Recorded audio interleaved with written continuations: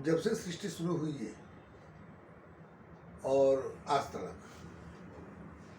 जो भी कुछ है वो सब अध्यात्म है।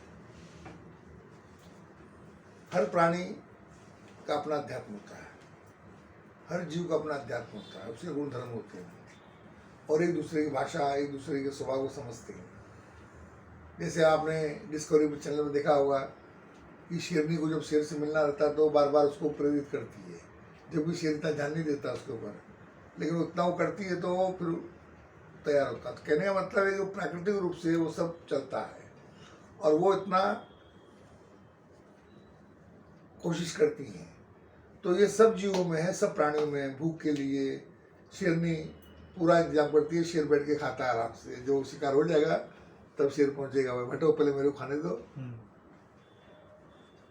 यानी संसार में भी रसोई स्त्री के पास है और उधर भी स्त्री के पास है। झुंड, इनका झुंड रहता है अपना, भेड़िया वगैरह इनका सब है। तो कुछ झुंड में शिकार करते हैं, कुछ अकेले शिकार करते हैं। कि हर एक का अपना अध्यात्म, हर एक का नेचर, हर एक का अपना एक तरीका है। झुंड वाले झुंड में खाते हैं, अकेला वाला अकेला खाता है। और तुम्हारा लिपर्ड, ये तुम्हारा क्या बोलते हैं उसको, तेंदुआ, तो वो शिकार करेगा और पेड़ पर चढ़ जाएगा, उसको लेके कहाँ चढ़ जाएगा, पेड़ के ऊपर, पूरा शिकार को लेके चढ़ जाता है पेड़ के ऊपर। बोलो कितनी ताकत है उसके जबड़े में, उसके पंजे में। तो जब भी टाइगर को या शेर को मालूम पड़ेगा या भेड़िए को मालूम पड़ेगा तो उधर खड़े हो जाएंगे लोग, कभी तो नीचे उतरेगा तो कभी कभी टाइगर या शेर उसको घायल करने के लिए पहुंच जाते हैं पेड़ में। तो वो फिर क्या करता है, शिकार को ही फेंक देता है, बोले ले मैं जान तो बचे, नहीं तो मेरे को मार डालेंगे लोग। तो इतनी बुद्धि तो वो भी रखते हैं, इतना अध्यात्म तो वो भी जानते हैं। अपना फायदा नुकसान, यानी अपना फायदा नुकसान जानना बहुत जरूरी है। नहीं, बहुत जरूरी नहीं, सभी जानते हैं, उनका अनुभव उनको जता देता है। भाई आप डिंगर को ढूंढो तो भी सारा भागता है कि डिंगर अभी रोशनी में आ गया। जब बालों के नीचे ढूंढो तो वो भी छुपने की कोशिश करता है बालों के अंदर। खटमल भी छुपने की कोशिश करेगा, बचने की कोशिश करेगा। सबको अपने प्राण प्यारे हैं और सबको मालूम है कि अगर रोशनी आ गई है तो इसका मतलब हमारी मौत आ गई है, अंधेरे में भागो भाई। मच्छर दिन निकलते गायब हो जाते हैं, रात होते आ जाते हैं। हर एक का अपना अध्यात्म है, हर एक का अपना नियम है, गुण धर्म है, उनकी आवश्यकता अनुसार उनके कर्म है। क्योंकि सृष्टि चलाने के लिए ईश्वर ने सबको मौका दिया है, राह दी है। तो आहार, निद्रा, भय, मैथुन, ये 4 गुणों के आधार पर सृष्टि चलती है। कुछ लोग कहते हैं कि ये तो प्राणी के गुण हैं, अगर तुम मनुष्य हो तो धर्म के ऊपर चलना सीखो, सत्कर्म करना सीखो, परमार्थ करना सीखो, ईश्वर भजन करना सीखो वगैरह वगैरह, वरना तुम प्राणी हो।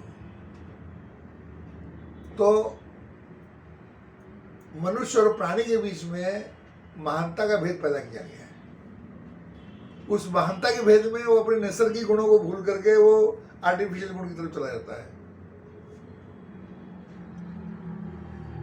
अन्न छोड़ूंगा, भोजन छोड़ूंगा, ब्रह्मचर्य का पालन करूंगा, सोऊंगा नहीं, या सोऊंगा तो ऐसे सोऊंगा वगैरह वगैरह वगैरह, कई प्रकार के नियम हैं। कोई कांटे में सोएगा, कोई एक टांग पे खड़ा हो जाएगा कि मैं भाई प्राणी नहीं हूँ, मैं महान मनुष्य हूँ, वगैरह कई प्रकार की गलतफहमियाँ हैं।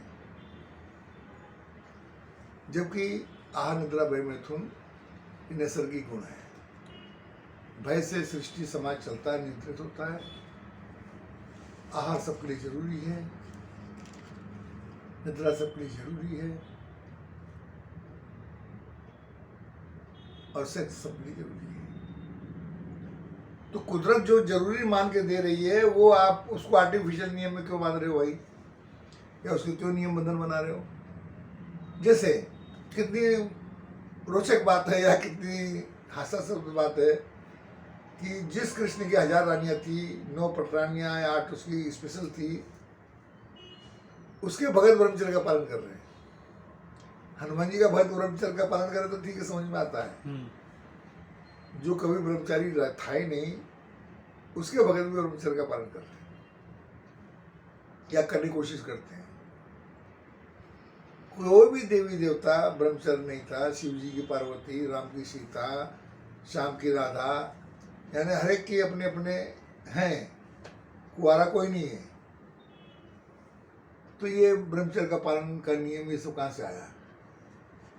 अगर कल को ईश्वर कहता भाई तूने ब्रह्मचर्य का पालन नहीं किया तो मैं खुद कहूँगा तूने किया था क्या ब्रह्मचर्य का पालन? तो ये हमारी कल्पनाएं हैं, हमारी धारणाएं हैं, हमारा ही सब कुछ है। हम इस रिश्ता के नियम बनाते हैं, हम ही अपने अपने मापदंड तय करते हैं कि भाई मैं एक टांग पे खड़ा रहता हूँ 1 साल, मैं महान हूँ। तू मूर्ख है, एक टांग पे खड़ा रहता है, 2 टांग के लिए दी ईश्वर ने। तो अपनी मूर्खता को भी वो महानता का मापदंड बना देता है। मैं त्यागी हूँ, मैं वैरागी हूँ। जबकि व्यास मुनि जैसा कोई ज्ञानी नहीं, उन्होंने इनकी निंदा की कि जो साधु संत बनते हैं, जो त्यागी वैरागी बनते हैं, फिर लौट के समाज में ही आते हैं कि हमको दान दक्षिणा दो, हमको खाना पीना दो। तो तुम्हारा जीवन तो ग्रस्त पर निर्भर हो गया, तो आप मान कैसे हो गए? जबकि आपको खिलाना चाहिए था, आप तो खुद ही उनके पास खाने के लिए पहुंच गए। फिर तो छोड़ा क्यों फिर तुमने? तो कमाना न पड़े, मेहनत नहीं करनी पड़े, और आपने उसको एक महिमा मंडित करके कि मैं साधु हूँ, मैं त्यागी हूँ, मैं वैरागी हूँ, बना दिया है। और जो ग्रस्त तुम्हारा पेट भर रहा है, तुम गृहस्थी हो, तुम छोटे हो, तुम अज्ञानी हो, वगैरह वगैरह कर दिया। तो ये समाज बहुत चालाक है, और जो भी चतुर होता है वो दूसरे को छोटा करता है, अपने आप को महान सिद्ध करता है। जैसे नेता भी अपने आप को महान सिद्ध करते हैं, पर वो कर्म तो करते हैं महानता के लिए। भाई महानता ऐसी थोड़ी मिल जाती है। वोट मिलता है, वोट जब मिलेगा जब पब्लिक खुश होगी, पब्लिक तुमसे संतुष्ट होगी। तो ऐसे ही समाज ने उनको मान्यता देनी शुरू कर दी कि आप बहुत महान हो, आप त्यागी हो, आप वैरागी हो, हम तो अज्ञानी हैं। यानी उन्होंने खुद को ही छोटा मान लिया, खुद को ही मान लिया कि हम पापी हैं, खुद को ही मान लिया कि हम गरीब हैं, खुद को ही मान लिया कि हम ऐसे हैं। सोचा चिंतन मनन नहीं है, सत्य का ज्ञान नहीं है। तो व्यास जी ने जब खुलेआम कहा, इसीलिए लोग पूरा तो शास्त्र पढ़ते नहीं है, किसने क्या कहा, किसने क्या कहा। तो गृहस्थ धर्म को सबसे ऊंचा सर्वश्रेष्ठ बताया गया है, जिसके अंदर सब प्राणी भोजन पाते हैं। किसान का जब खेत लहलाता है तो उसमें चिड़िया, फलाने ढिकाने सब पाते हैं। समाज में सबको अनाज बंटता है। गृहस्थ जो भी कमाता है वो दान धर्म में करके सबको बांट देता है। तो कहने का मतलब, जो खिलाने वाला समाज है वो गृहस्थ है, खाने वाला जो समाज है वो त्यागी और फकीरी और उसमें आता है। जबकि गीता में ये कहा गया कि स्वभाव से अगर त्याग आता है, वैराग आता है स्वभावगत, तो श्रेष्ठ है। लेकिन पढ़ के समझ के या बुद्धि लगा के तो ये पाप है, ये गलत है। वैराग्य त्याग स्वभाव से आना चाहिए, तो उसमें कोई दुख नहीं है या कोई फरेब नहीं है।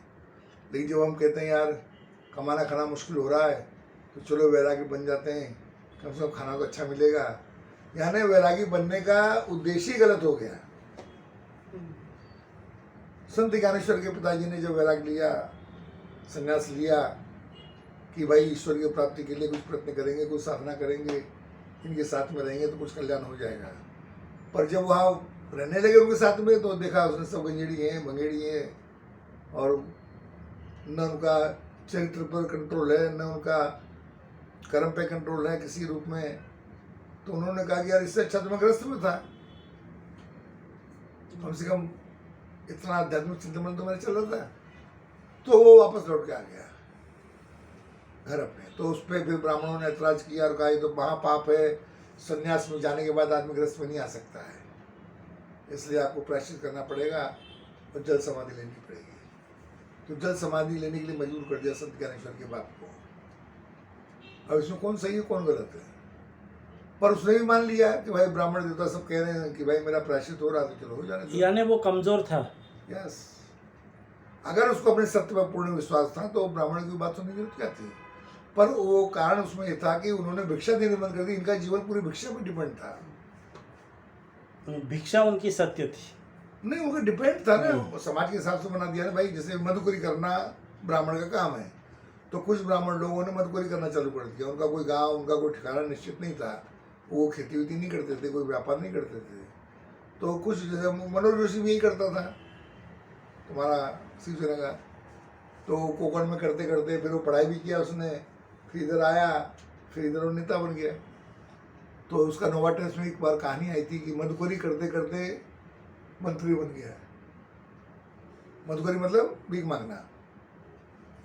जैसे अभी कुछ जाते हमारे स्पेशल होती है, भंडारी, गोसाई और ये बहुत सारे जो होते हैं, तो इनमें एक आदमी को भीख मांगना जरूरी है क्या?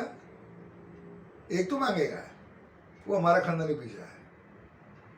बड़े 4 भाई हैं, पढ़ लिख के अच्छी सर्विस है, अच्छा उनका काम है, अच्छा व्यापार है, वो करेंगे, पर एक भाई को रखेंगे, भाई ये हमारा, नहीं तो हमारा धर्म विरुद्ध कार्य हो जाएगा। तो कैसे कैसे धर्म बना दिए गए, कैसे कैसे मान्यताएं बना दी गई, कैसे कैसे धारणाएं बना दी गई, और समाज ने ही उसको स्वीकार किया, समाज ने उसको मान्यता दी। समाज में रहना है तो भाई समाज की बात माननी पड़ती है, फिर क्या करें। तो ज्ञानेश्वर को भीख नहीं मिलती थी, किसी को भीख नहीं मिलती थी, तो खावे क्या फिर।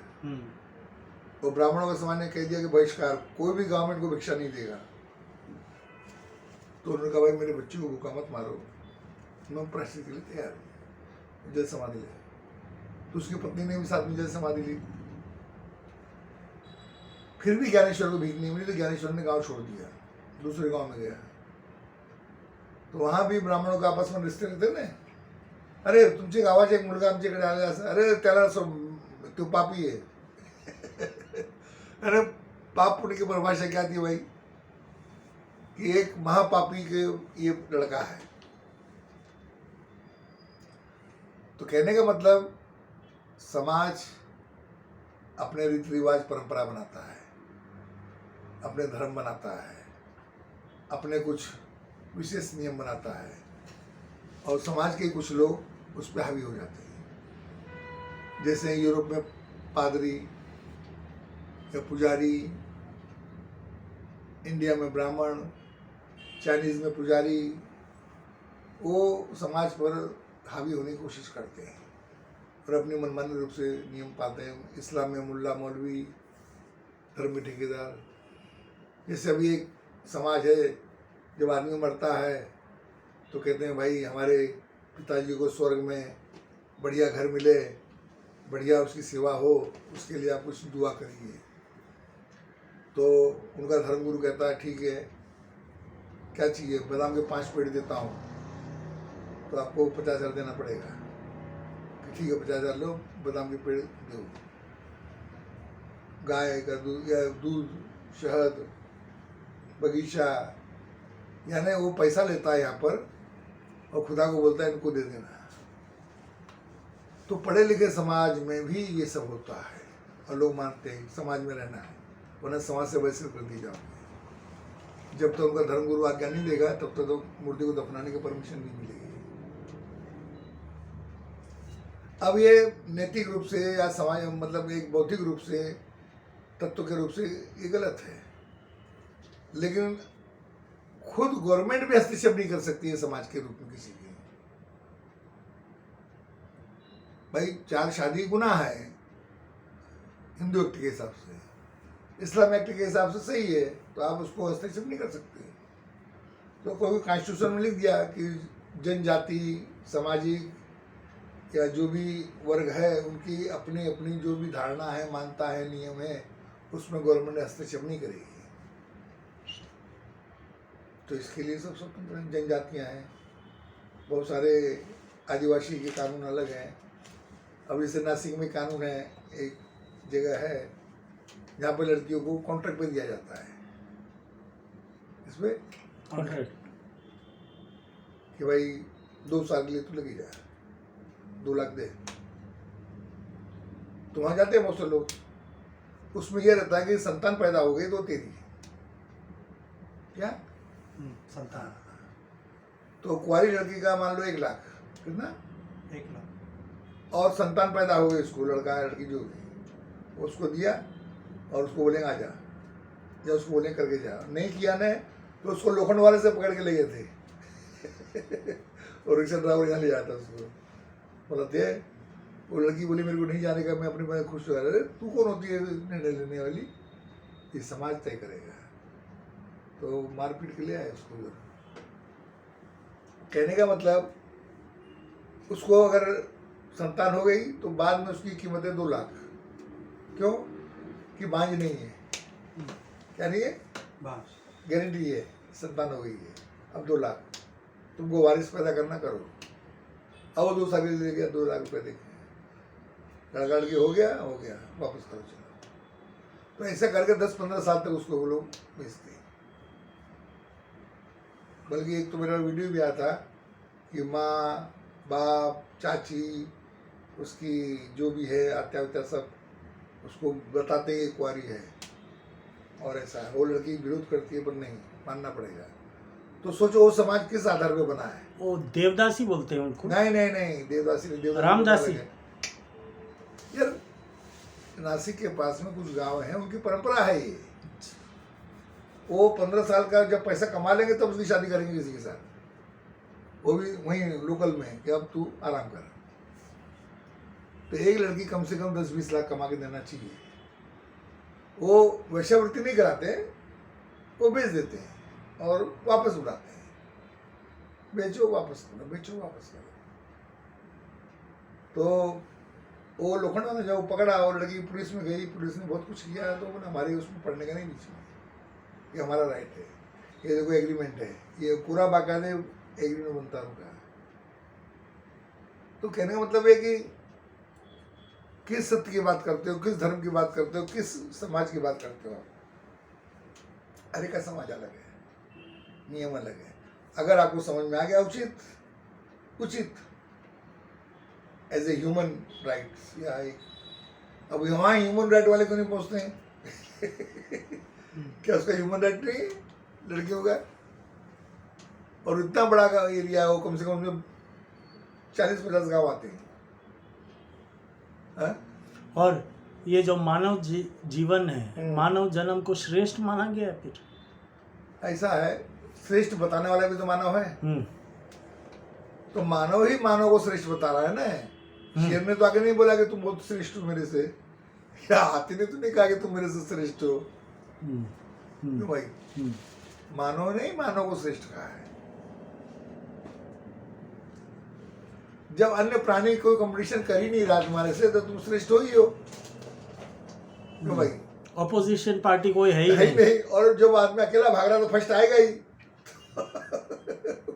इसमें कौन सी महानता भाई? ये बताओ पहले भाई, महानता का मापदंड क्या है? कि मेरे को बुद्धि है, मेरे को ये है, मेरे को वो है, मैं यूं हूँ, मैं अन्य प्राणियों पर कब्जा कर सकता हूँ, वगैरह वगैरह वगैरह। तो उन्होंने अपने गुण धर्म को विशेष बता करके मान बताया है कि हम हाथी को भी नचा सकते हैं, शेर को भी नचा सकते हैं, हम ये कर सकते हैं, वो कर सकते हैं। तो जहाँ तक बात श्रेष्ठ की है, उसका आधार एक और भी है अध्यात्मिक रूप से, कि इसमें गुरु तत्व रहता है। इसमें गुरु तक मनुष्य में, जैसे कहते हैं ना भाई कि आप MA तक पढ़े हो पर आप पढ़ा नहीं सकते हो, BEd करना पड़ेगा। वो ताकत थी। तो मनुष्य में वो ताकत है कि वो ट्रेंड कर सकता है, वो नियंत्रण कर सकता है, वो उसमें गुरु है, वो उपाय ढूंढता है। वो क्या ढूंढता है? उपाय। जबकि हाथी जो 1000 साल पहले करता था, वो आज भी कर रहा है। वो सिर्फ आहार निद्रा भय मैथुन, बस इससे आगे है ही नहीं कुछ उसका। इसलिए वो पशुवृत्ति है, इसमें मानव वृत्ति है। तो मानव ने खुद ही अध्ययन किया, अपना भी और उसका भी। तो भले वो ताकत में, बल में श्रेष्ठ हो सकते हैं हाथी शेर, हिम्मत में, लेकिन बौद्धिक रूप से, गुरुत्व रूप से मनुष्य महान है या श्रेष्ठ है उनसे। जैसे भाई 2 पहलवान लड़ते हैं तो भाई कौन जीतता, तो उससे श्रेष्ठता साबित होती है। तो इस मामले में तो यही है भाई, उसने सर्कस में शेर नचा दिए, हाथी नचा दिए, या घोड़ा नचा दिए, घोड़े को कंट्रोल किया, हाथी को कंट्रोल किया, पालतू बनाया। अब जैसे आज तक का रिकॉर्ड है कि भेड़िए को कोई पालतू नहीं बना सका। किसको? भेड़िए। बाकी जीव बहुत सारे पालतू। क्यों? उसमें गुण है भेड़िए में, वो पालतू नहीं बनेगा, वो झुंड में रहेगा अपने। वो अपने झुंड को, अपने समाज को छोड़ के नहीं जाएगा कभी, चाहे कुछ भी हो जाए। बचपन से भी पाला लेके नहीं पला, वो भाग गया, कुत्ता रह जाएगा। ये कुत्ता भी झुंड में ही रहता है, लेकिन कुत्ता रह जाएगा। कुत्ता से शनि वगैरह तो उसी के रूप में ना, भेड़िए की। लोमड़ी को पालतू बना सकते हो आप, शेर को बना सकते हो, लेकिन भेड़िए को नहीं बना सकते। उसमें वो गुण है कि मैं स्वतंत्र हूँ, मेरा समाज स्वतंत्र, मैं किसी मनुष्य का गुलाम कभी नहीं बनूंगा। तो ज़्यादा कोशिश किया तो मनुष्य को मार देता है वो, या कोशिश करेगा। जबकि कई मनुष्य के बच्चे भेड़ियों के घर में पाए गए, वो बचपन में उठा लाते हैं ना गांव से। कभी कभी भेड़िया बोलते छोड़ यार, क्या खाने का, इसको पाल लेते हैं। तो वो लड़का जो है या संतान जो है, वो भेड़िए की भाषा बोलने लगती है, भेड़िए जैसी हो जाती है। हाँ, 1-2 इंग्लिश पिक्चर बनी है इस पे। बनी है नहीं, कहानी भी है, लोग पाया है, पकड़ा है, हम्म? पर उसको ये लोग कन्वर्ट नहीं कर सके कि तू वापस मनुष्य बन जा। और जितनी कोशिश की गई उतनी वो चिढ़ती गई, उतनी वो गुस्सा होती गई, और में मर गई। वही भेड़िए का गुण उसमें आ गया। शरीर मनुष्य का है, लेकिन गुण उसकी भेड़िए के, वो मानव नहीं बनना चाहती। तो ये प्राकृतिक गुण है कि भेड़िए का दूध पिया, भेड़िए के साथ में नहीं। तो इसका मतलब संगत जो है इतनी असरदार है कि भेड़िए की संगत में मनुष्य भी भेड़िया बन जाता है। तो दुष्टों को संगत में देकर भी दुष्ट बनने की संभावना बढ़ जाती है। और दुष्टता से बचना है तो शरीफों की संगत करना पड़ेगा। शरीफों की संगत करोगे तो उसमें वो गुण आते चले जाएंगे अपने आप। इसीलिए समाज ने विशेष वर्ग बांटे। खैर, मामला बहुत भयंकर हो जाएगा।